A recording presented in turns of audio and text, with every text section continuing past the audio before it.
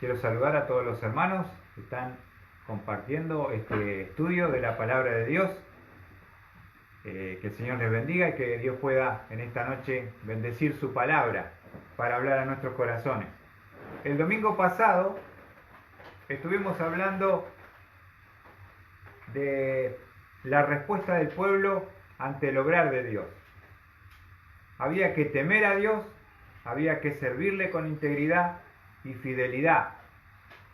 Y esa fidelidad se demuestra quitando los dioses, nos decía la palabra de Dios. Y un ídolo es todo aquello que ocupa el lugar de Dios. Y estuvimos compartiendo, justamente hablando de lo que puede ser un ídolo en nuestros días, ¿no es cierto?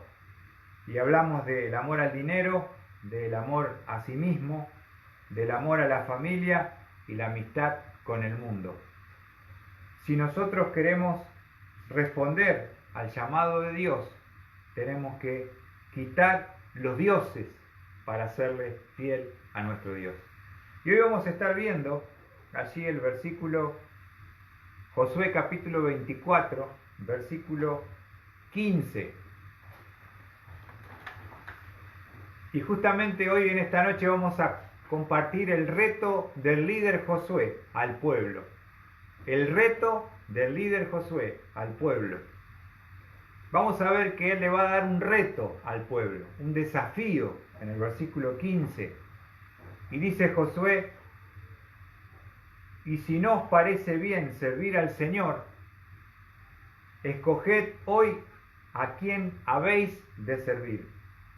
Si a los dioses que sirvieron vuestros padres, que estaban al otro lado del río, en cuya tierra habitáis, pero yo y mi casa serviremos al Señor. Ahora, cuando Josué hace esa exposición de cómo Dios formó la nación de Israel, cómo Dios escogió un hombre llamado Abraham, de Ur de los Caldeos, del paganismo, que servía a otros dioses, y le dio una promesa y un llamado, y le dijo: vete de tu tierra, de tu casa, de tu parentela, a una tierra que yo te mostraré. Y salió en obediencia sin saber a dónde iba. Y salió de Ur de los Caldeos. Salió, ¿se acuerdan?, con su padre y se establecieron en Harán con su sobrino Lot. Fallecido su padre, Dios le vuelve a llamar en Génesis 12 y le vuelve a repetir las mismas palabras. Y allí él avanza y entra el padre Abraham, el padre de la fe, a la tierra de Canaán con su sobrino Lot. Y allí se van a separar porque va a haber un conflicto entre ellos, y vamos a ver allí que Dios va a confirmar su pacto con Abraham. Cómo Dios de la nada puede crear una nación y un pueblo. Con una sola persona, con Abraham y con Sara. Dios le dio el hijo de la promesa siendo un hombre de 100 años, y Sara, mejor dicho, ya le había cambiado el nombre, a Sara con 90 años, siendo estéril y una mujer anciana, tuvo la fuerza de Dios para dar a luz a su hijo Isaac. Isaac a Jacob, y Jacob va a tener allí esos 12 hijos que van a formar las 12 tribus de Israel. También va a recordarles la liberación de la esclavitud de Egipto. Estuvieron 400 años allí esclavos en Egipto. También cómo Dios los protegió durante el peregrinaje en el desierto por 40 años, ¿no es cierto? En medio de enemigos, imagínense lo que es vivir 40 años en un terrible desierto, inmenso desierto, donde hay todo tipo de alimañas, de escorpiones, de serpientes, pero nunca le faltó la comida y el sustento del maná. Pero tampoco le faltó el agua, porque Cristo era la roca que lo seguía. Pero también Dios cumplió la promesa de su pacto, y cuando ahora Josué le está hablando al pueblo, Ellos ya están establecidos en la tierra prometida. Ellos ya han sido bendecidos en la repartición, cada tribu con cada una de las partes de la tierra. Ahora, todo eso, vamos a ver allí en el versículo 15, nos dice la palabra de Dios: y si no os parece bien servir al Señor.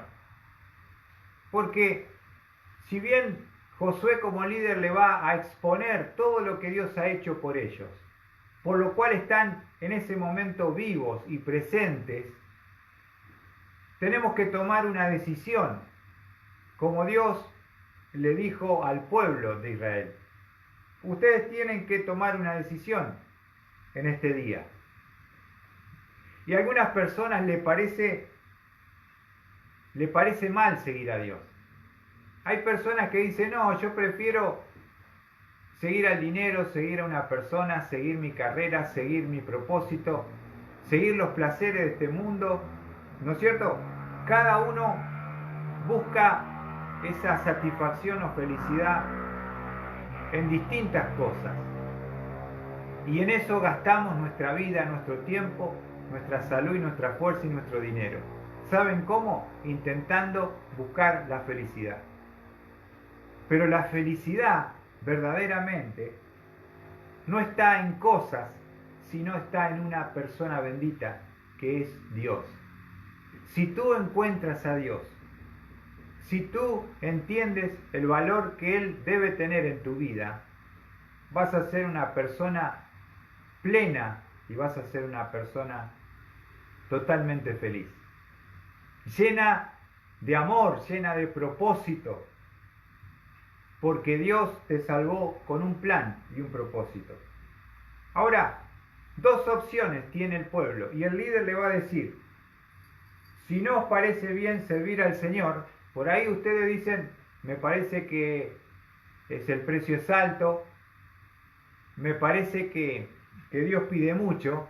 Entonces Josué le dice: escoged hoy a quién habéis de servir.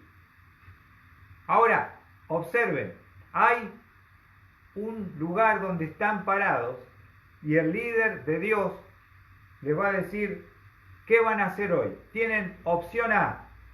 La opción A es: si no os parece bien servir al Señor. O sea que siempre va a haber una división en la humanidad.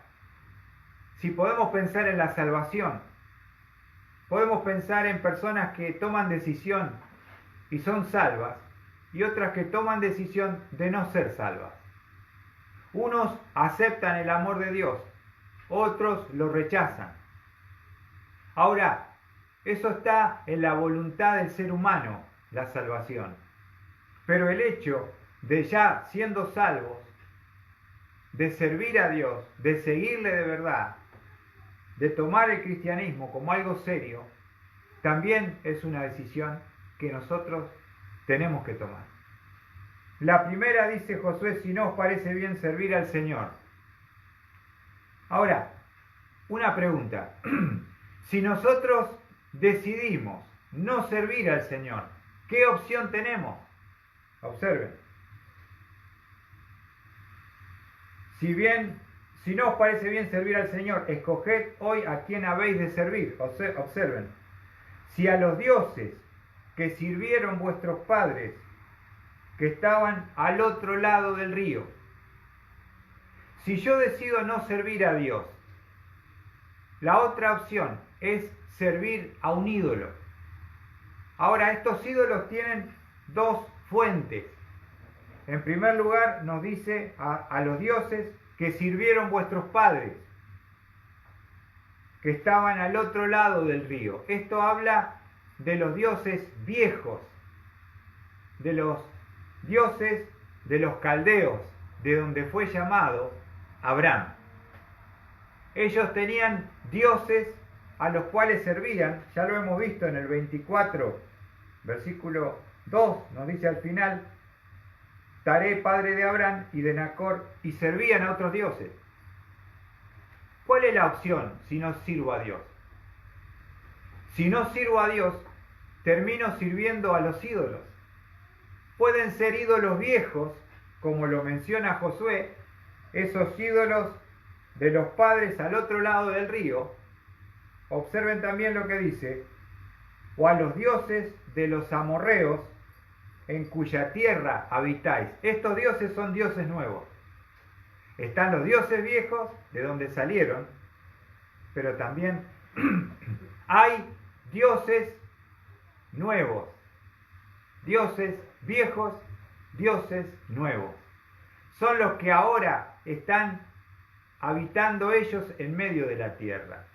Porque esa tierra que conquistaron, que Dios les regaló y les dio, está llena de dioses de los amorreos, dioses paganos, que estaban ellos allí habitando. Algunas tribus quedaban, ¿se acuerda? Algunos de esos pueblos estaban habitando junto con Israel. Entonces, una de las cosas que debemos pensar en esta noche es, si no sirvo a Dios, ¿a quién sirvo? Si no sirvo a Dios, sirvo a un ídolo. ¿Qué te parece? Puede ser un ídolo viejo o puede ser un ídolo nuevo. Pero en definitiva, yo no voy a ser una persona completamente libre, por decirlo de una manera. O sirvo a Dios o sirvo a un ídolo. Y entonces Josué es muy clarito, es muy concreto, y le dice, tal vez a ustedes no les parece bien servir al Señor. Y esto es lo que pasa en el pueblo de Dios. Muchos son los salvos, pocos son los que están realmente consagrados y comprometidos a sus planes y sus propósitos. ¿Se entiende? Somos salvos, hay millones de personas en el mundo que tienen a Cristo, que si Cristo viene se los lleva, van al cielo, tienen su nombre escrito en el libro de la vida del Cordero, bárbaro, pero pocos en la actualidad están listos y dispuestos a escoger, servir y seguir a Dios por sobre todas las cosas. Entonces, ¿qué opción tenemos esta noche? Esta noche tenemos Dios, a seguirle, a servirle. Y si no es Dios, ¿quién es? Los ídolos. Los ídolos. Los ídolos que son viejos y los ídolos que son nuevos. Ahora, yo pensaba, ¿no? ¿Qué reto le da el líder Josué al pueblo? Él los va a retar en el sentido de desafiarlos. Hoy tienen que tomar decisión, dice Josué. ¿Qué van a hacer con sus vidas? ¿Les parece mal servir a Dios, seguirle? ¿Van a escoger a los ídolos, a los dioses pasados, viejos, o a los dioses modernos que están hoy, los amorreos entre nosotros? Tienen que escoger a quién sirváis.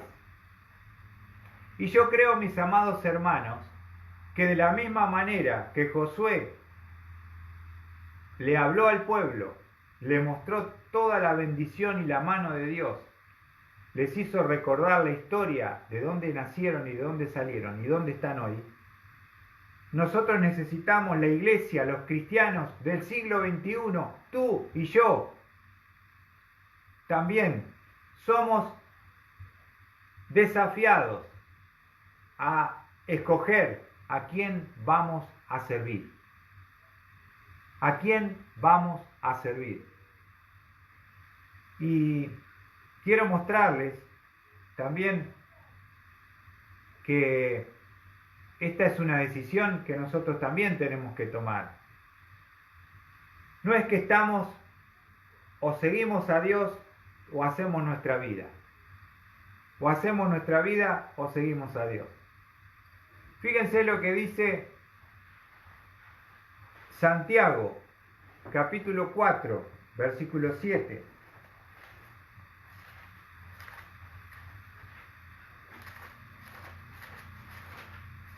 Qué importantes son las decisiones que tomamos, hermanos, que marcan nuestra vida. Escogeos hoy a quién sirváis. Es un compromiso, es un desafío y es una decisión. Santiago capítulo 4 nos dice en el versículo 7, por tanto, someteos a Dios, resistid pues al diablo y huirá de vosotros. Ahora, ¿qué dice Santiago?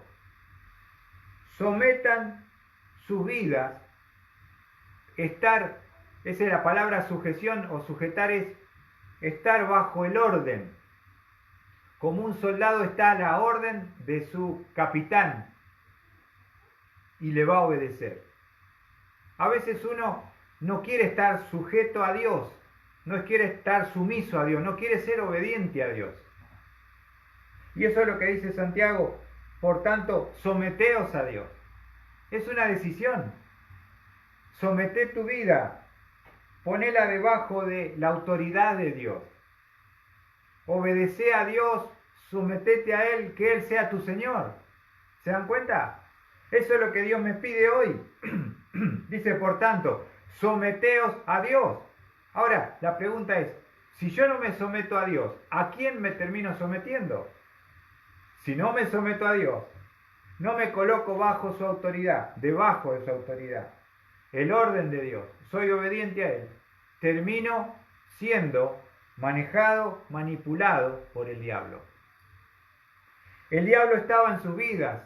Cuando Santiago escribe, por eso le dice, si ustedes que quieren que el diablo se les vaya, los deje, los abandone, ¿sabe cuándo se va el diablo? Cuando ustedes se colocan debajo de la autoridad, de la potestad, bajo el señorío de Cristo. Sométanse a Dios. Yo prefiero estar sujeto a Dios y no sometido al diablo, para que Él me manipule como un títere y juegue con mi vida. ¿Entienden? O es Dios o es el diablo. O es Dios, dijo Josué, o son los dioses, los ídolos que tenían. No hay término medio. O estás en el blanco o en el negro. Hay que tomar una decisión. Someteos pues a Dios, dice Santiago. Resistid pues al diablo. Eso es enfrentarle cara a cara. ¿Cómo le puedo enfrentar al diablo si es un ser poderoso? Sometiéndome a Dios. Cuando yo me someto bajo la autoridad de Dios, cuando me entrego al señorío de Cristo, el poder de Dios está en mí y tengo la capacidad de enfrentar al enemigo, que viene a hurtar y matar y destruir. Yo era su hijo hasta los 12 años cuando Cristo me salvó. Yo era hijo del diablo y hacía la voluntad del diablo y era un títere manejado por el diablo. Hasta que Cristo me lavó, me compró con su sangre, me selló con su espíritu y me hizo su hijo. Soy salvo, pero el tema es en el tiempo presente. ¿Qué lugar tiene Dios en tu vida? Santiago dice, sometete a Dios. Resistile al diablo. Y fíjate la promesa. ¿Qué dice? Y huirá de vosotros. Te va a dejar, te va a abandonar, se va a ir. ¿Entienden? Pero para que se vaya, yo debo someterme a Dios. Y para poder resistirle, tengo que estar sometido. Y hay una promesa que dice, huirá de vosotros. Yo que tengo tantos años en Cristo y como siervo he visto tantas personas bajo el poder de las tinieblas, cómo viven vidas miserables, cómo son atormentados día y noche, cómo no tienen paz, cómo no pueden dormir, porque están instigados por el príncipe de las tinieblas. Está lleno la televisión, las películas y las series de satanismo, de ocultismo, de oscuridad, de actividad paranormales, de demonios, y la gente los consume y la gente los mira y la gente gasta horas mirando esa basura satánica. Ahora uno dice, ¿por qué no ves una película que habla de Dios? No, cristiano no. Vamos a la iglesia, no. Entonces, o estás en las tinieblas o estás en la luz. O escoges a Dios o seguís a un ídolo. O sometés tu vida a Dios o sometés tu vida al poder de las tinieblas. No hay término medio, ¿se dan cuenta? Ahora, hermano, eso es lo que está haciendo Josué al pueblo, le está retando a ver qué van a hacer, qué decisión van a tomar. No podemos quedarnos parados de brazos cruzados esperando la venida de Cristo sin hacer nada, sin estar comprometidos, sin hacer un esfuerzo, algo en base a todo lo que Él ha hecho por nosotros, hermanos. Porque Él nos salvó con un propósito y nos llamó con llamamiento santo. Yo recuerdo la vida que tuve destruido hasta los 12 años, un niño sin ganas de vivir. Pero con Cristo, cuando Él me limpió, cuando Él me salvó, cuando empecé a ir a la iglesia, cuando me bauticé, cuando me involucré en el ministerio, cuando viajaba a Lima a trabajar para Cristo, la mejor vida que pude haber escogido es esa. Y saben, es la mejor decisión, pero cada uno tiene que decidir en esta noche. Fíjense en Mateo. ¿Qué implica seguir a Dios? Mateo 10.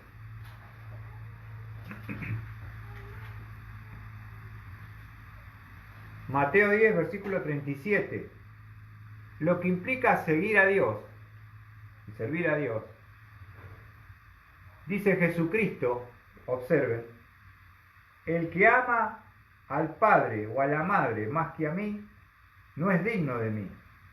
Y el que ama al hijo o a la hija más que a mí, no es digno de mí. Lo primero que implica seguir a Cristo y servir a Cristo es un amor supremo. El amor a Dios debe ser un amor supremo, superior a cualquiera de los mortales, ¿se entiende? Tenés que estar enamorada de Dios, enamorado de Dios. Amarle de una forma suprema, superior a cualquier ser humano. Y yo recuerdo cuando empecé a ir a la iglesia en Zárate, escuchaba los mensajes y parecía que la palabra de Dios me quemaba el corazón. Y volví a mi casa y meditaba lo que había escuchado. Y de a poquito Dios empezó a limpiar mi vida de cosas, de relaciones, de amistades, de vicios. Y empecé a tomarme en serio la palabra. Y Dios me fue hablando cada vez más claramente. Hasta que después me llegó a un punto de decir, ¿qué vas a hacer con tu vida, Luis? Siendo un jovencito. Como Dios le dijo a través de Josué al pueblo, ¿qué van a hacer? ¿Qué van a escoger hoy? Y recuerdo que no me costó mucho decir, sigo a Cristo. Le amo a Él más que a todo. Porque Él me amó primero, como dice Juan. Nosotros le amamos a Él porque Él nos amó primero. Y nadie me amó tanto como Cristo. Y nadie estuvo a tal punto del amor de dar su vida en una cruz de vergüenza y humillación como lo hizo Jesús. Entonces ese amor superior y supremo que Él mostró hacia mí, yo se lo debo reintegrar y devolver. El amor de Cristo nos constriñe, dice Pablo, nos empuja a hacer de Dios lo más importante, el amor supremo. Por eso Jesús le dijo, el que no tiene a Cristo como el amor supremo y ama a un padre, una madre, un hijo, una hija, no es digno de mí. ¿Es digno Cristo de que tú le ames más que a todos? ¿No merece Él el amor de tu vida? ¿Qué es lo que amas más que a Dios? Eso es lo que te está robando la posibilidad de honrarle a Él. Dios no quiere tus obras, lo que te queda, lo que te sobra, quiere lo mejor de ti. Porque Él lo merece, porque Él es digno, porque Él es Dios. ¿Se entiende? Entonces, no luché mucho cuando empecé a leer los pasajes estos. Y después de 3 años de congregarme, Dios me llamó para su obra. Y yo dije, ¿qué puedo ser? ¿Un arquitecto, un ingeniero, un mecánico? Podía haber sido, pero dije, no, quiero ser un siervo de Cristo. Quiero servirle a Él. Un amor supremo. La segunda cosa que Dios me pide, un amor supremo, pero vamos a Lucas 9:23. Lucas 9.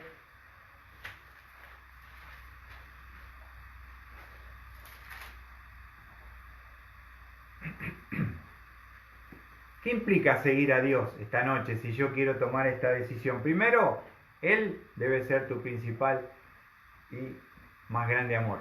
En segundo lugar, fíjate lo que dice Lucas 9:23. Y decía a todos, observa, para todo el mensaje, si alguno quiere venir en pos de mí, niéguese a sí mismo, tome su cruz cada día y sígame. El segundo aspecto para poner a Dios en el lugar que corresponde, no solamente un supremo amor por Él, sino hay que estar dispuesto a tomar algo. ¿Qué dice el pasaje? Si alguno quiere venir en pos de mí, niéguese a sí mismo, tome su cruz cada día. ¿Observaste? Tomá la cruz de Cristo. Ahora la pregunta que uno se hace es, ¿qué es la cruz de Cristo? ¿Qué es tomar la cruz? Y te quiero mostrar un ejemplo en las Escrituras. De la primera persona. Por supuesto que tomar la cruz está hablando en una forma figurada. ¿Se entiende? No literal. No es que yo tengo una cruz acá que armamos para la iglesia y mañana yo salgo con la cruz y ando por la calle y digo, ¿qué le pasa al loco varón? Está tomando su cruz. No habla de algo literal, sino simbólico. Pero te quiero mostrar a alguien que fue el primero que tomó la cruz de Cristo. ¿Qué te parece? Vamos a ver el ejemplo. Nos quedamos allí después y dice, vamos a ver Marcos 15:21. Evangelio de Marcos.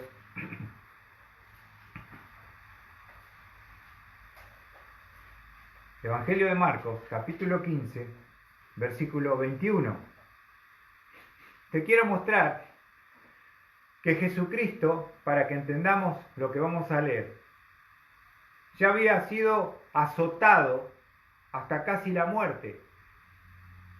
Le habían puesto el manto, burlándose, y estaba caminando con la cruz, totalmente sin fuerzas y deshidratado, rumbo al monte de la Calavera, saliendo de la salida de Jerusalén hacia el monte de la Calavera, hacia el Gólgota, ¿se entiende?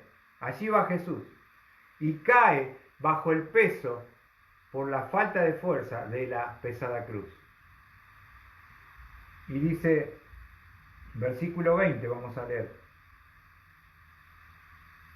Y después de haberse burlado de él, le quitaron la púrpura y le pusieron sus ropas y le sacaron para ser crucificado.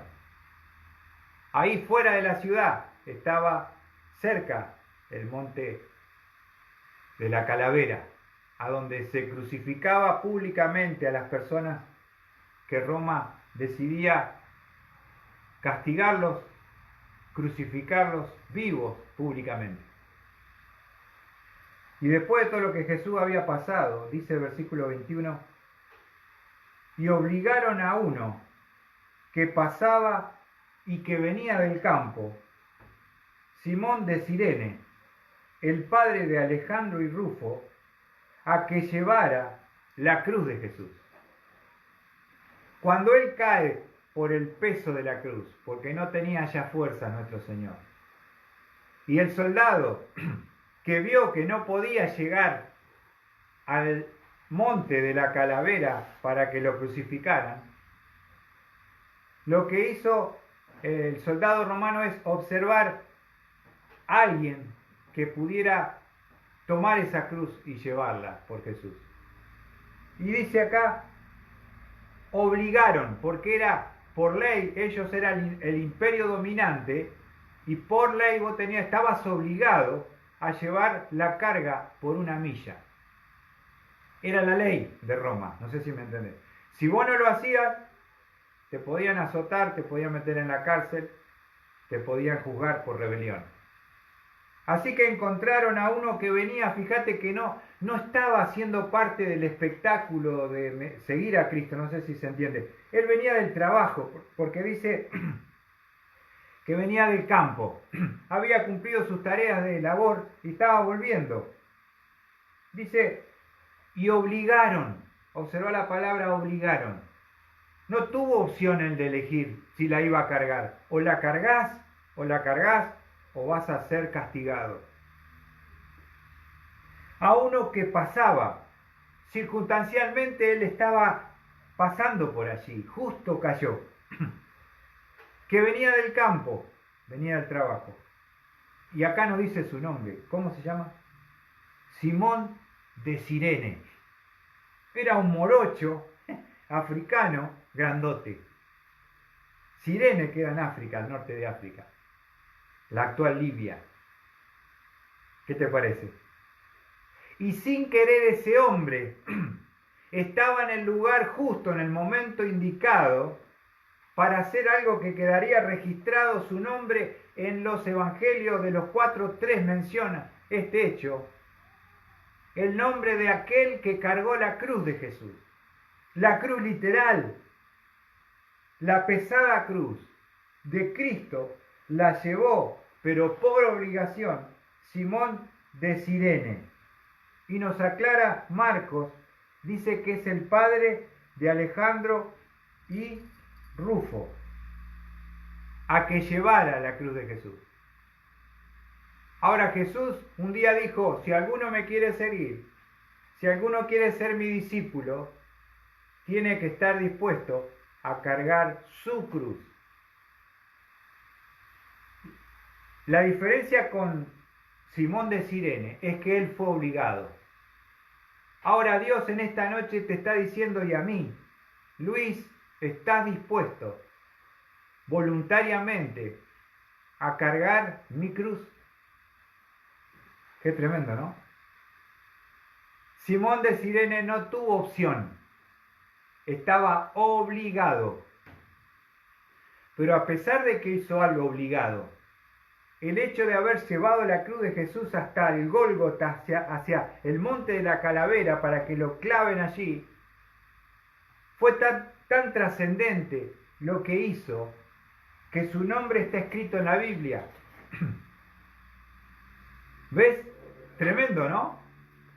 Así que otro versículo que nos habla,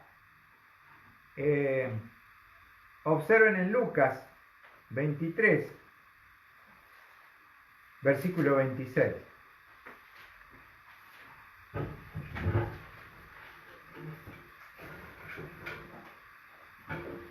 Lucas,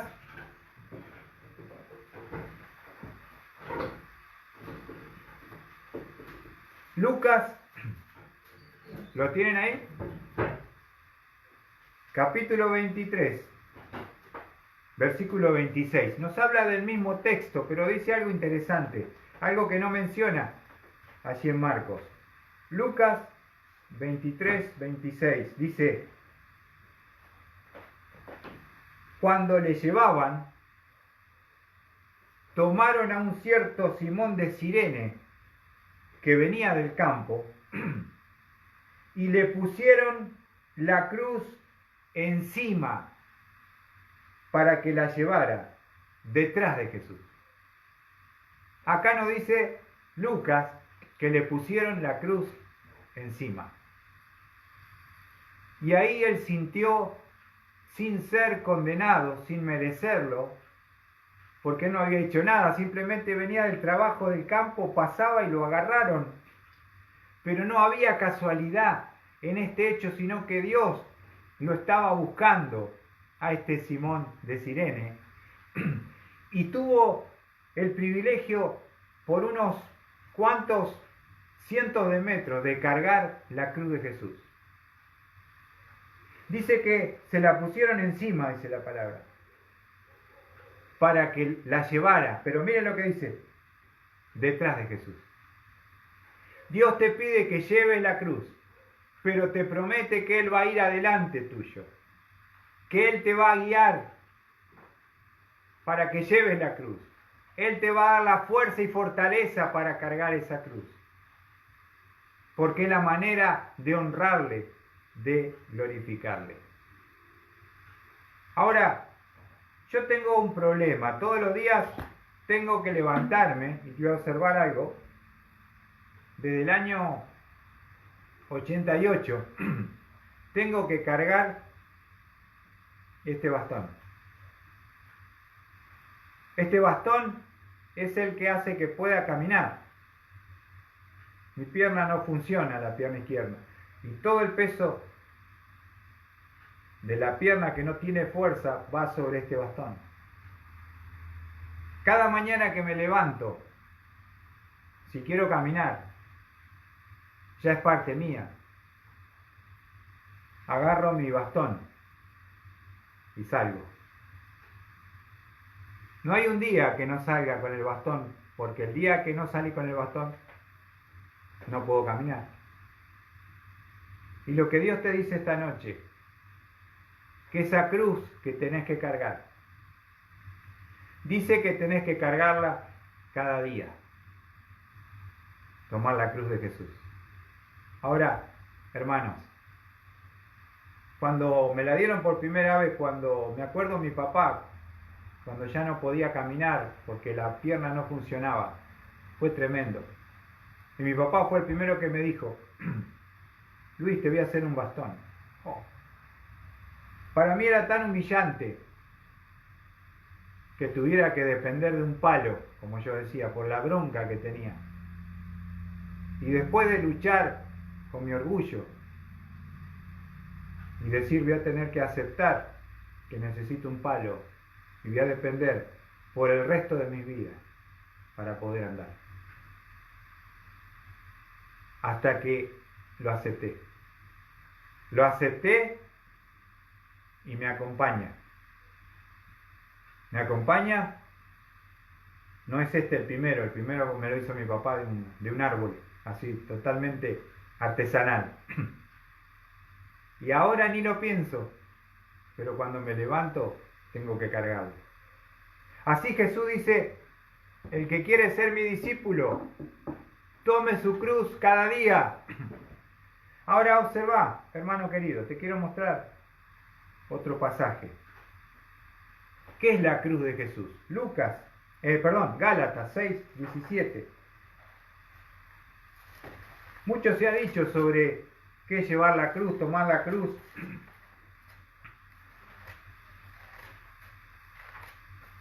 Pablo era un discípulo y un apóstol de Jesucristo. Primero fue discípulo, después apóstol. No estuvo con los 12, se convierte después camino a Damasco. Un encuentro personal con el Dios de gloria, con el Jesús de gloria. Ahora, fíjate lo que dice escribiendo a los Gálatas, una iglesia que él había fundado. En Gálatas 6, versículo 17 dice la palabra de Dios. Dice Pablo, de aquí en adelante, nadie me cause molestias, porque yo llevo en mi cuerpo las marcas de Jesús. Observad. Porque yo llevo en mi cuerpo las marcas de Jesús. Esa palabra marca en el original es estigma. y habla de cicatrices, de una cicatriz hecha por un hierro caliente que no desaparece más. Marcado, ¿viste cómo marcan el ganado?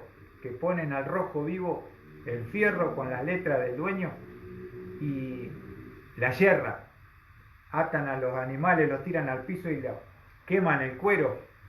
Se siente ese olorcito ahí, queda sellado, perteneciendo al dueño, con esa marca de fuego.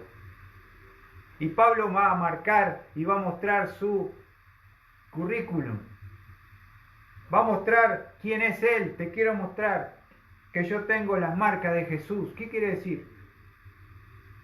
Que todas las cicatrices que tenía por haber hecho la voluntad de Dios, haber llevado el Evangelio a todo el mundo, todos los padecimientos, todos los golpes, todos los maltratos, las cárceles, los fríos, los huesos, las enfermedades que tenía, problemas a la vista, eran su gloria, porque él había decidido tomar la cruz de Jesús. Y él dice, yo llevo en mi cuerpo los estigmas, las marcas, las cicatrices de Jesús, y lo hago con orgullo, porque no es por un vicio, no es por un descontrol, que me rompí la cabeza, esta cicatriz la tengo porque estaba tomando cerveza y me peleé en el bar. No, son estigmas por servir a Cristo y darle todo al Señor. ¿Se entiende? Y eso es tomar la cruz de Jesús. Ahora, te quiero mostrar algo, terminando, algo que me encantó. Simón de Cirene fue, digamos, no escogido al azar, sino bajo el plan y propósito de Dios. Venía del campo de laburar, pasaba, era grandote, fuerte, dijeron, vení acá. Me gusta la película de Jesús porque le dice, tú, ¿cómo te llamas? Simón de Cirene, Señor. Toma ese madero, dice. Me la acuerdo de memoria las palabras de la película de Jesús. Y ahí carga y lleva el palo hacia el Gólgota. Ahora, yo me pregunto y vos te preguntás, ¿qué fue de la vida de este hombre? De Simón de Cirene, que está escrito en el libro de los Evangelios. Se menciona a Marcos, menciona a Rufo y Alejandro, que eran los hijos de Simón de Cirene. Ahora, después, seguramente, esto es inventiva mía, escuchen, no está escrito acá, pero te pregunto, si vos hubieras llevado, después de lo que pasó y después de lo que fue la vida de Cristo y su vida terrenal, cuando llegó Simón de Cirene a su casa, seguramente, ¿no? Le habrá contado a su familia y le dijo, ¿sabés que venía del campo para acá? Me agarraron los soldados y vi a Jesús que lo venía llevando. Y me dijeron, agarrá ese madero y llévalo hasta el Gólgota. Indudablemente que esa experiencia de llevar la cruz de Jesús, porque Jesús no tenía fuerzas, tocó su vida, impactó su vida. Y nos menciona el nombre de los hijos, Rufo y Alejandro, porque después, tiempo después, observa lo que dice Romanos, y con esto termino. Romanos, capítulo 16.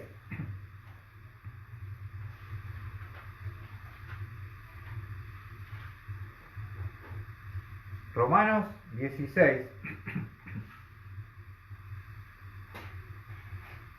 Versículo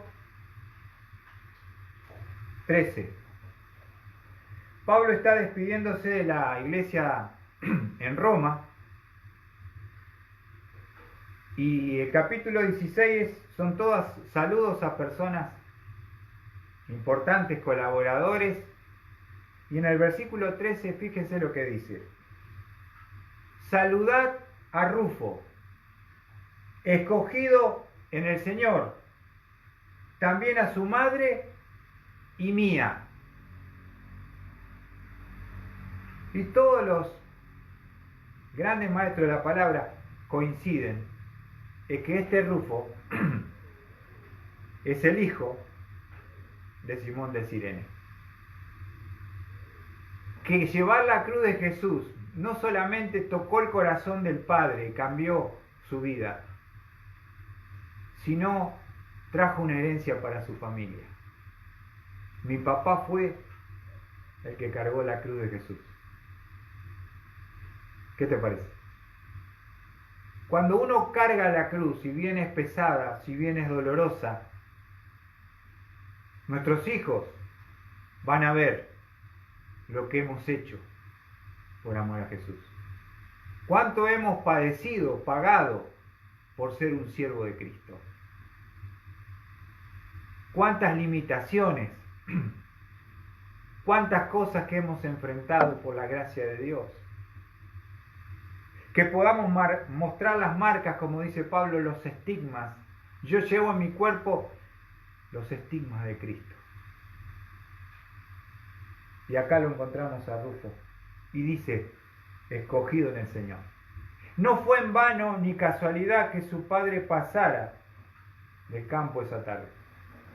No fue casualidad que el soldado romano le dijeron, vení acá, ¿cómo te llamas? Simón de Cirene, Señor, carga ese madero. Eso cambió completamente una vida. Cuando tú tomas la cruz de Jesús, vas a afectar no solo tu vida, vas a afectar tu familia, vas a afectar a tus hijos, que van a ver que seguir a Dios no es una religión, no es un juego, es algo que vale totalmente la pena dejar todo y darle la espalda a todo para seguir a Jesús. Yo no me arrepiento de haber dicho un día, estoy dispuesto, Señor, a tomar tu cruz.